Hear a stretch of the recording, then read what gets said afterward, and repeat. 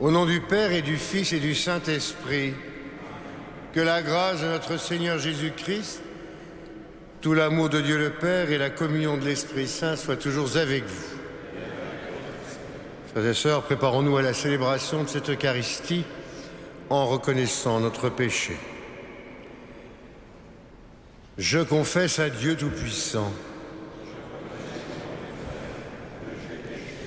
en pensée, par action. Oui, j'ai vraiment péché. Les anges et tous les saints, et vous aussi, de prier pour nous. Que Dieu Tout-Puissant nous fasse miséricorde, qu'il nous pardonne tous nos péchés et nous conduise à la vie éternelle.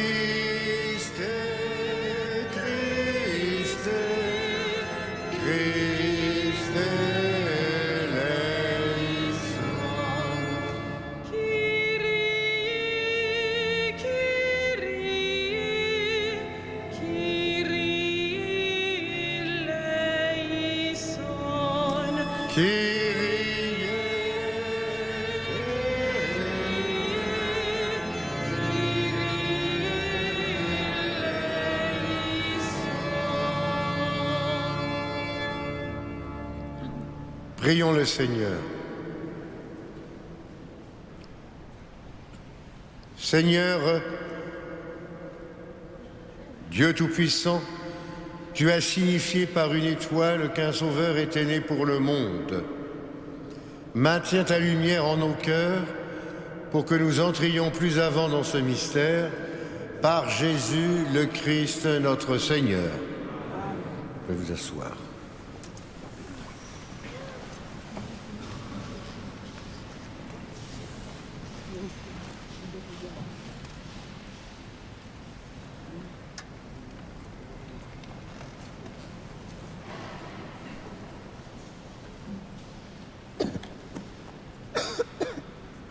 Lecture de la première lettre de Saint Jean. Mes bien-aimés, qui donc est vainqueur du monde? N'est-ce pas celui qui croit que Jésus est le Fils de Dieu?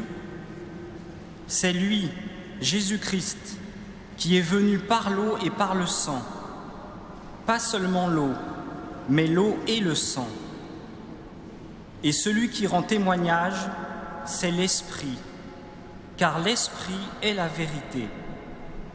Ils sont trois qui rendent témoignage, l'Esprit, l'eau et le sang, et tous les trois se rejoignent en un seul témoignage. Nous acceptons bien le témoignage des hommes. Or, le témoignage de Dieu a plus de valeur, et le témoignage de Dieu, c'est celui qu'il rend à son Fils. Celui qui met sa foi dans le Fils de Dieu possède en lui-même ce témoignage. Celui qui ne croit pas Dieu, celui-là fait de Dieu un menteur, puisqu'il ne croit pas au témoignage que Dieu rend à son Fils. Et ce témoignage, le voici. Dieu nous a donné la vie éternelle, et cette vie est dans son Fils. Celui qui a le Fils possède la vie.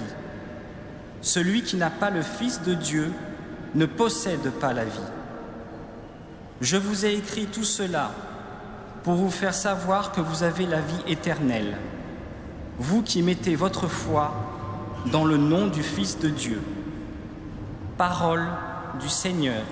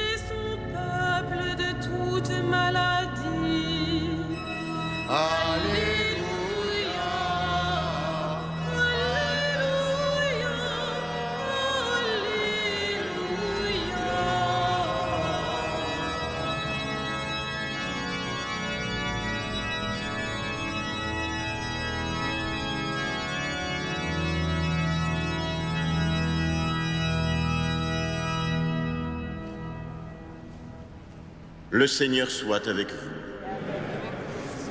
Évangile de Jésus-Christ selon saint Luc.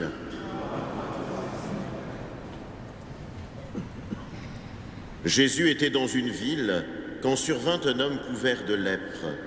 Celui-ci, en voyant Jésus, tomba la face contre terre et lui demanda « Seigneur, si tu le veux, tu peux me purifier. » Jésus étendit la main, le toucha et lui dit « Je le veux, sois purifié. » À l'instant même, sa lèpre le quitta.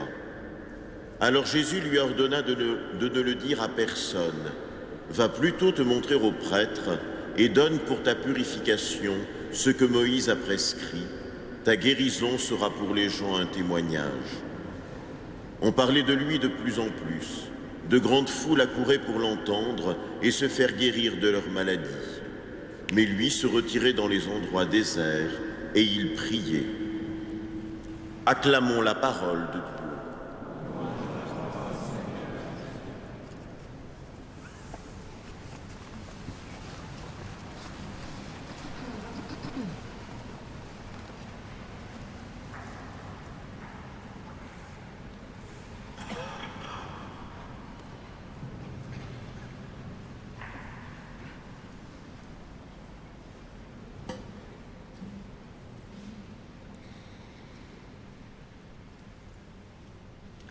Frères et sœurs bien-aimés, nous voici dans cet évangile selon saint Luc, au moment même où Jésus,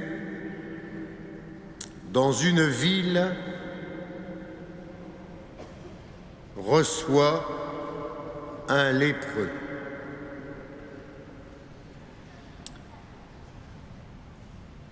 La première chose qui nous vient à l'esprit au moment de cette Eucharistie de ce soir, c'est que Jésus n'était pas toujours sur des chemins, dans les campagnes, dans les montagnes. Il était aussi dans les villes.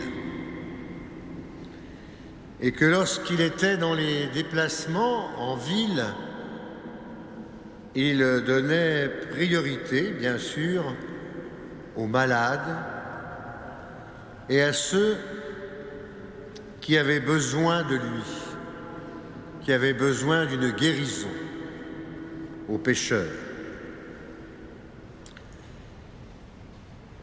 La deuxième image importante,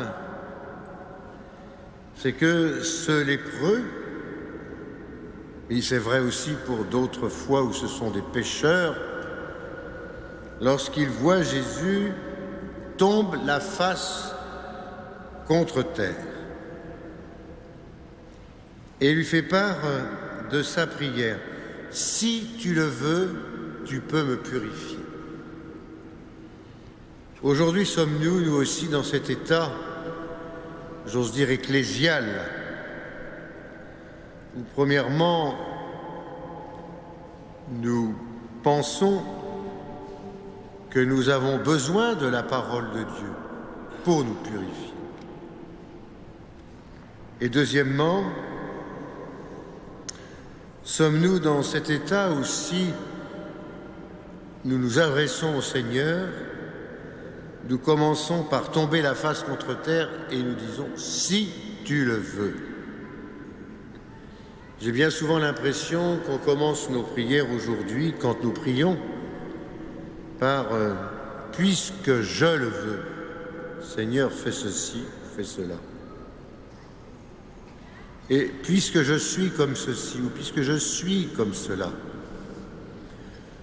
Ou même encore mieux, « puisque mon père a fait ceci ou ma mère a fait cela, il faut que je fasse ceci ou que je fasse cela ».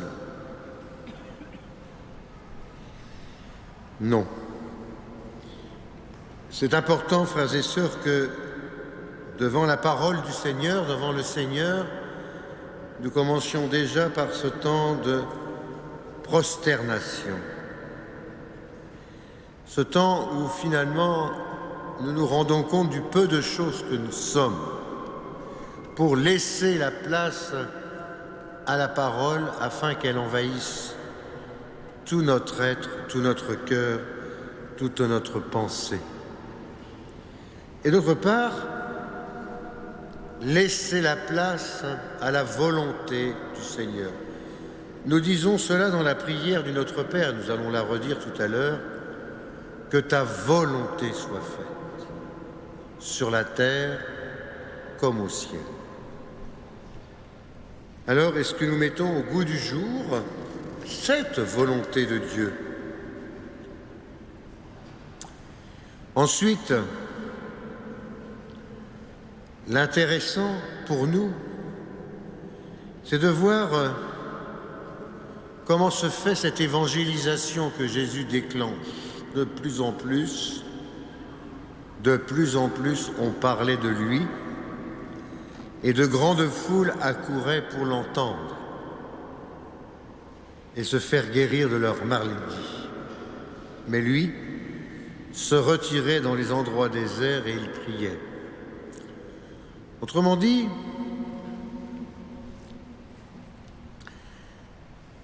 l'essentiel du témoignage de ce lépreux en tête-à-tête avec Jésus, c'est alors que Jésus demande la discrétion, pas d'ostentation, va pas dire cela à personne, va plutôt te montrer au prêtre, et dit que c'est ce que Moïse a prescrit, de manière à ce que ce soit un témoignage pour les gens. Alors que Jésus demande cette discrétion et ce discernement par le passage par les prêtres, voilà que le bouche à oreille se répand et les grandes foules se manifestent. Mais lui, ayant fait ce qu'il avait à faire avec ce lépreux, se retire dans un endroit désert et il priait. Alors pour nous, c'est une invitation à nous méfier de ces grandes foules. Vous voyez bien, aujourd'hui, à chaque instant, on nous parle de ces mouvements qui existent à droite, à gauche, des populations qui se rassemblent et qui font du bruit, etc., et qui manifestent. Ce n'est pas toujours un signe de sainteté, ni de santé. Il est important de faire cet aller-retour entre l'immersion dans la ville, la proximité avec le malade, le pécheur, comme le fait Jésus, et en même temps, pouvoir se retirer dans un endroit désert et prier. La prière. Vous savez, quand on voit comment va le monde, comment va notre pays, je pense que souvent nous manquons de temps pour la prière. Nous manquons de moments précis où nous nous retirons seul à seul pour exprimer au Seigneur la manière dont nous avons besoin de cette relation avec lui, avec son Père, avec l'Esprit Saint, de manière à ce que sa parole pénètre en nous jusqu'au plus profond de nous-mêmes. Alors, ne nous laissons pas déporter par le sensationnel, déporter par l'excitation, par le superficiel, mais essayons d'approfondir cette relation avec ce Seigneur qui cherche à venir en nous profondément, de manière à ce que nous commencions ou nous poursuivions une conversion où ce qui est au centre, c'est la parole de Dieu qui veut se donner corps et sang pour notre salut et non pas nous-mêmes.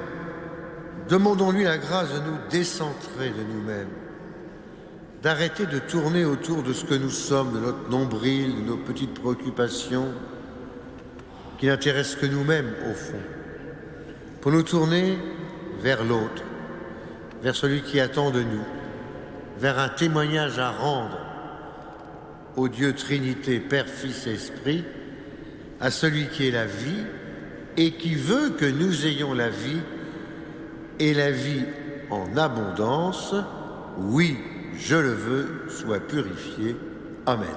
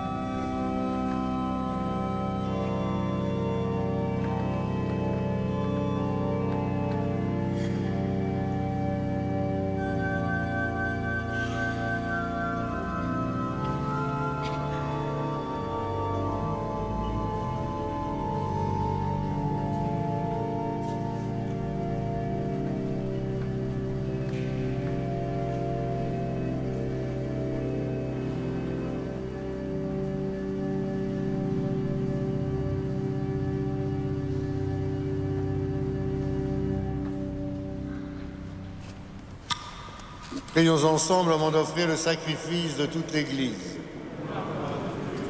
Reçois favorablement, Seigneur, les offrandes de ton peuple, pour qu'il obtienne dans le mystère eucharistique les biens auxquels il croit de tout son cœur, par Jésus le Christ notre Seigneur.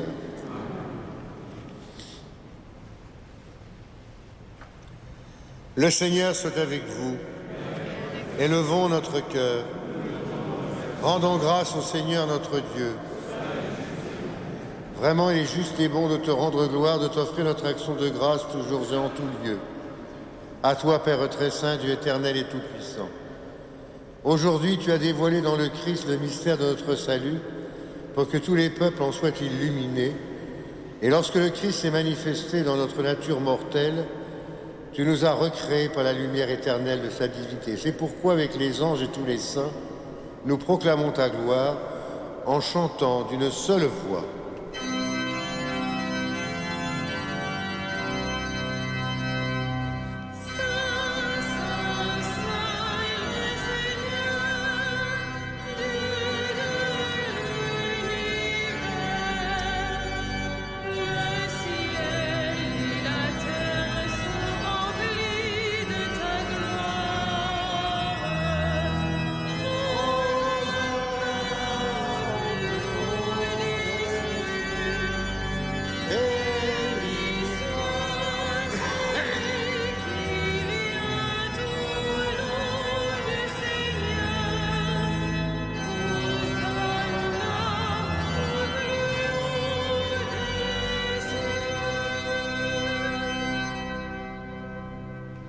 Toi qui es vraiment saint, toi qui es la source de toute sainteté, Seigneur, nous te prions.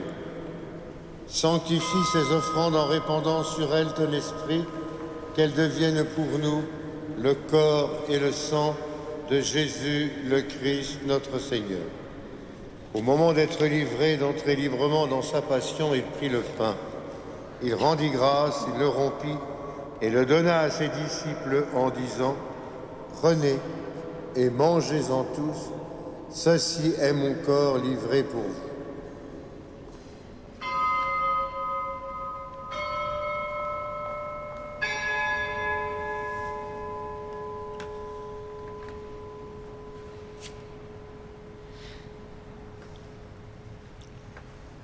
De même, à la fin du repas, il prit la coupe.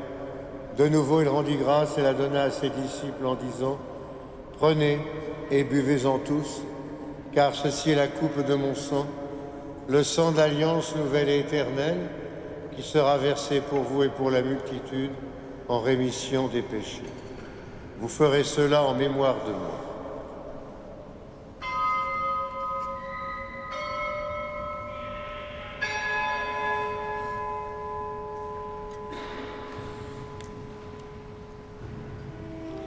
Il est grand le mystère de la foi. Nous proclamons ta mort, Seigneur Jésus. Nous célébrons ta résurrection. Nous attendons ta venue dans la gloire. Faisant ici mémoire de la mort et de la résurrection de ton Fils, nous t'offrons, Seigneur, le pain de la vie et la coupe du salut, et nous te rendons grâce car tu nous as choisis pour servir en ta présence. Humblement, nous te demandons qu'en ayant part au corps et au sang du Christ, nous soyons rassemblés par l'Esprit Saint en un seul corps.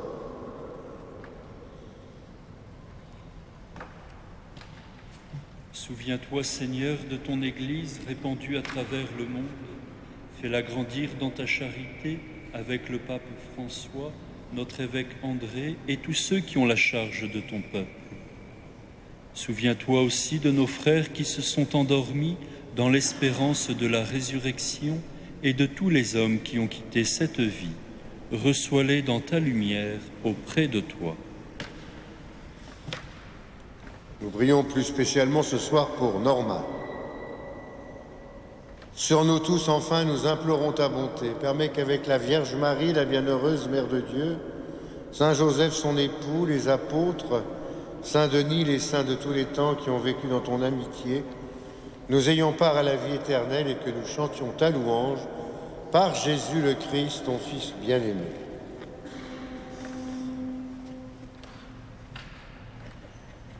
Par lui, avec lui et en lui. À toi, Dieu le Père Tout-Puissant, dans l'unité du Saint-Esprit. Tout honneur et toute gloire pour les siècles des siècles.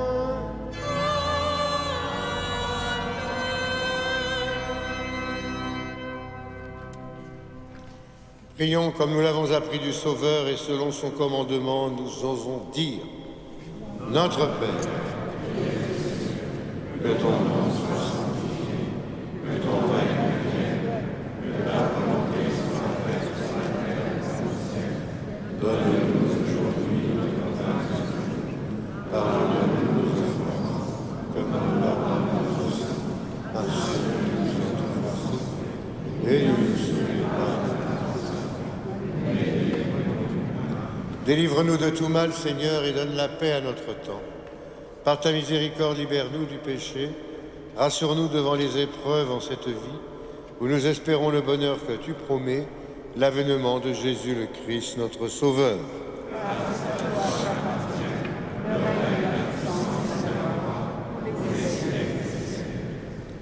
Seigneur Jésus-Christ, tu as dit à tes apôtres, je vous laisse la paix, je vous donne ma paix. Ne regarde pas nos péchés, mais la foi de ton Église. Pour que ta volonté s'accomplisse, donne-lui toujours cette paix et conduis-la vers l'unité parfaite, toi qui règnes pour les siècles des siècles. Que la paix du Seigneur soit toujours avec vous. Frères et sœurs, dans la charité du Christ, donnez-vous la paix. La paix du Christ.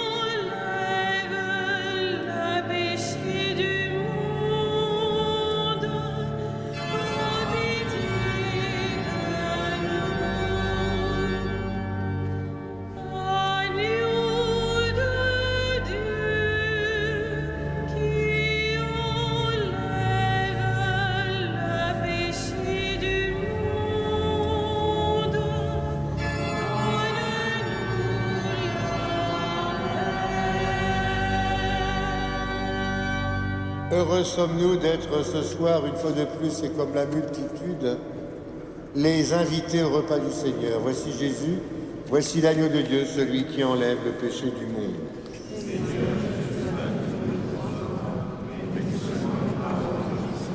Que le corps et le sang du Christ nous gardent pour la vie éternelle.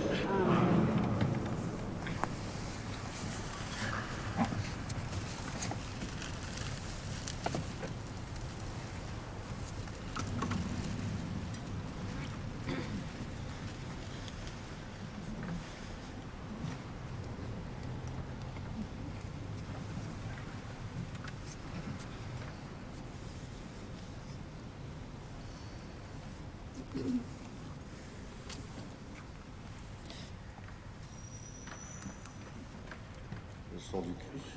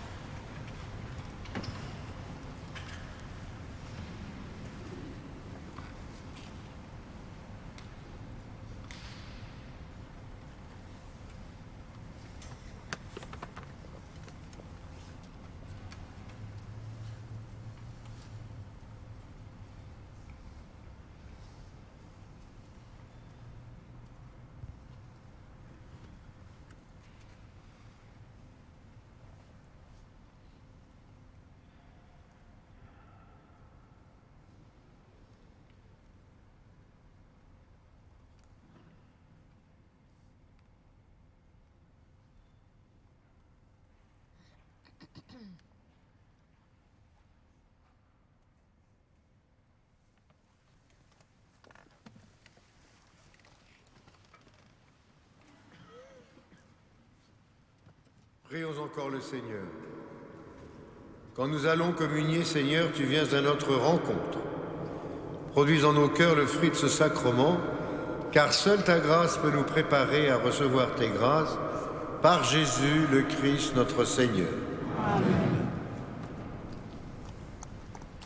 Maintenant, nous allons pouvoir prier comme chaque vendredi soir devant la sainte couronne d'épines exposée, que ce soit pour nous le souvenir, le rappel vivant de ce que le Christ a enduré pour nous sauver, pour nous donner le salut par toutes ses souffrances.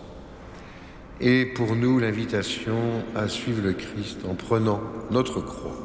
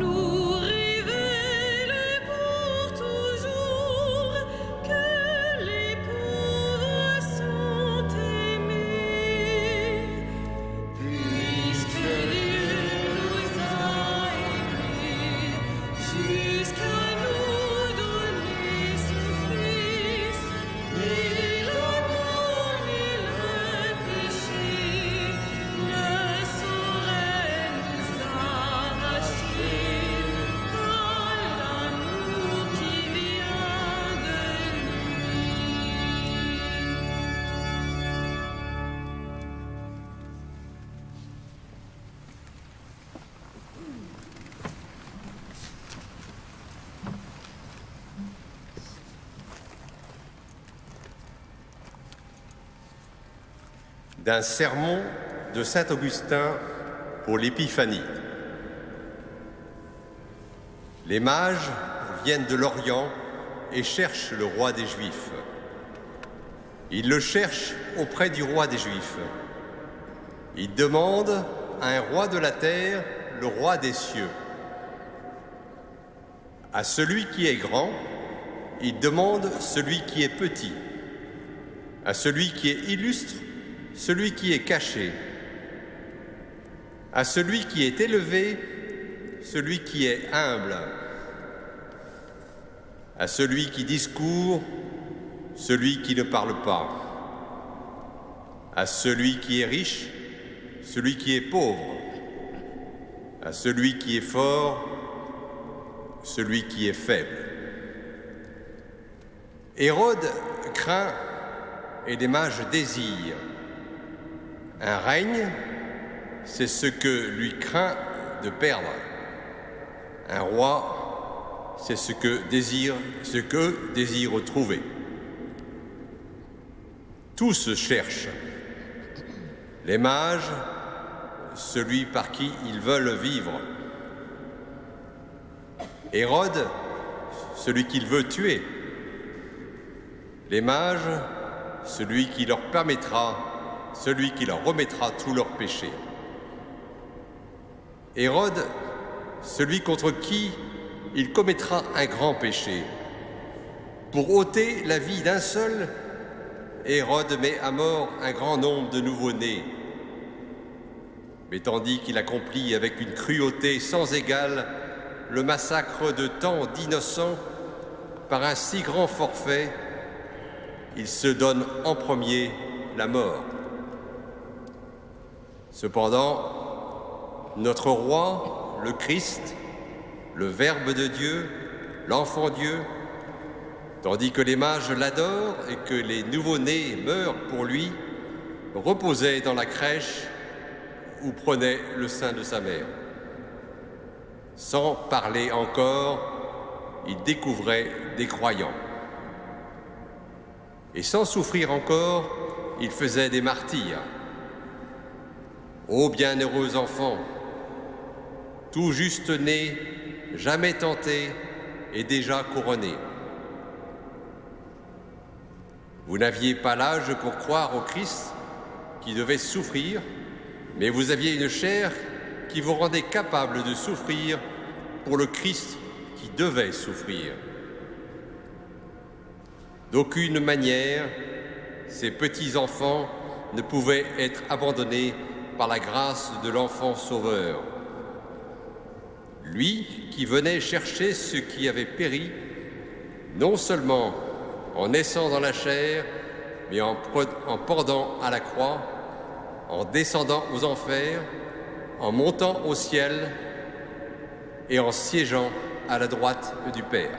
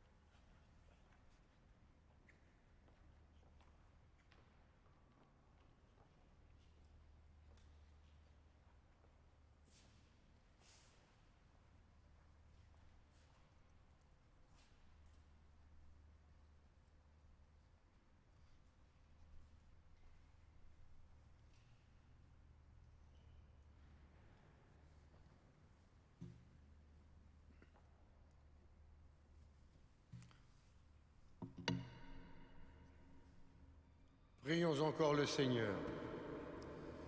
Tu t'es révélé aux nations grâce à l'étoile qui les guidait, et tu as donné le salut aux saints innocents par ta passion à venir.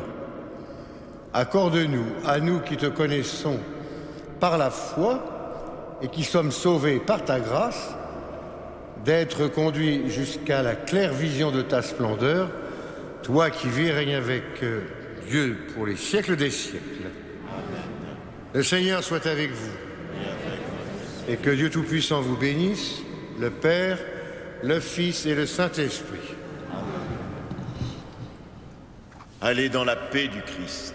Rendons grâce et tournons-nous comme chaque soir à Notre-Dame vers Marie. Alma.